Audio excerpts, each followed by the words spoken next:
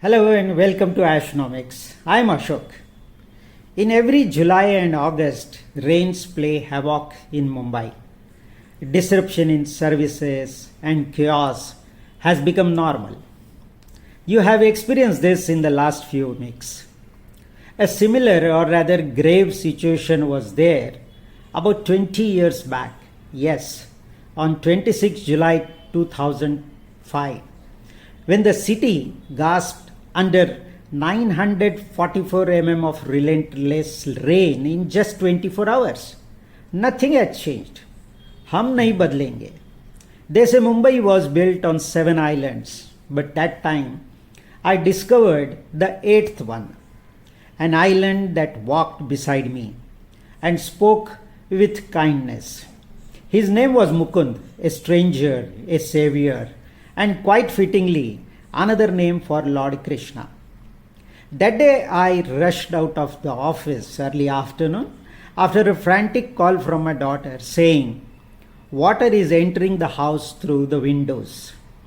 I rushed out of my office only to find it looked like midnight in the middle of the day. Ominous black clouds hovered, street lights blinked confused, and traffic had become immobile sculptures. Still, I made my way to the railway station, walking through flood water. I boarded a local train, thinking I would reach home before things got worse. It chugged slowly through the flooded railway lines. Over time, I learned that was the last train I had taken for the next 18 hours. Somewhere near Santa Cruz, the train stopped. Then the announcements also stopped. Then the phone networks vanished. The food and drinks from the platform shops too vanished. All we had, heavy rains, darkness, and uncertainty. Hours passed. The train groaned under the weight of stranded passengers.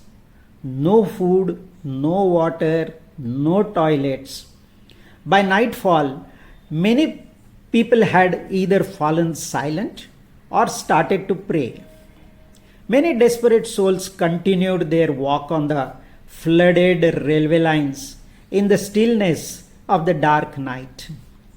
That's when I met Mukund, a young man perhaps in his late 20s, carrying a brand new travel bag. He looked like he had other plans for that day. He offered me his seat, asked if I had family to reach. When I shook my head, too exhausted to reply, he smiled and said, "Sir, we will get out of this together." He was not flashy, not dramatic, just calm, kind, and unwavering. From then on, he became my anchor. We barely spoke much through the night, but he kept a watch, checking if I was okay. The night was long, cold, and claustrophobic. Mukund shared what little water he had. Silent support, no fuss, no fanfare. All through the night, as ceiling fan stopped working, lights dimmed, and the last scrap of food or a wafer was over, we realized the trains wouldn't move. The railway tracks had become rivers, roads were like lakes. Two other passengers, Mukund and I, refused to take the risk of walking on the flooded railway lines. It was nothing but a looming death trap. We survived the night in the dark compartment of a maroon train. The following morning, as there were no signs of the train moving, we walked about 20 kilometers on the railway lines, side by side, soaked to the bone. From the railway lines, we crossed over to the road. People along the route had opened their homes, offering tea, biscuits, and even dry towels. I saw humanity standing knee deep in water, extending help with dry hands and warm hearts. By afternoon, we found a working auto rickshaw for the final leg of 18 kilometers more. When we reached the railway station at my destination, he said, "You are home now. My job is done." Mukund smiled. He said, "I will find my way." Only then did he mention he had been shopping for a travel bag. When the skies opened, he was to engage soon. Promising to remain in contact, we left, but we drifted. We spoke maybe once or twice, then lost numbers. The city moved on. But I never forgot. Every 26th July or whenever the topic of that great deluge comes up, I would think of him, Mukund, my eighth island, my Krishna in a soaked shirt. And then, as miracles happen, just 2 weeks before the 26th July 2025, after a 20-year-long void in a city of 20 million, I saw him again at a restaurant in Fort Mumbai. He came and sat across my table.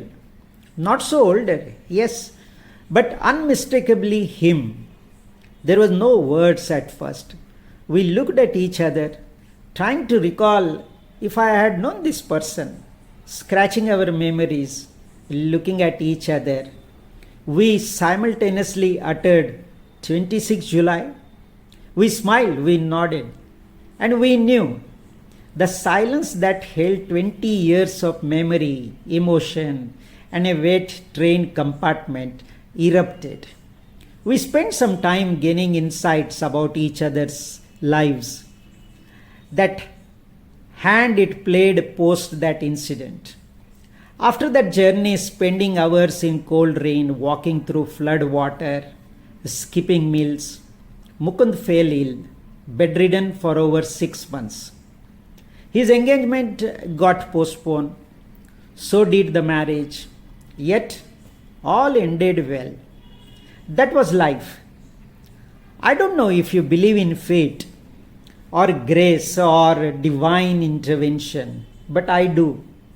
Because that day, a man named Mukund saved me. Not just from a flood, but from fear. Because that night, when Mumbai lost its tracks, I found mine. Because in a city of chaos, I discovered an island made not of land, but of kindness. After the 20th anniversary of that historic day, rather fateful day, this is not a tribute to floods or survival, but as a reminder. If you have been saved, find your Mukund. If you have forgotten, remember him or her. And if you can, be a someone's Mukund this and every year, rains or heat. We all need one, right? And sometimes we get lucky. Mumbai rains break many things, but they also forge unforgettable bonds. The city planners will never learn and improve the infrastructure.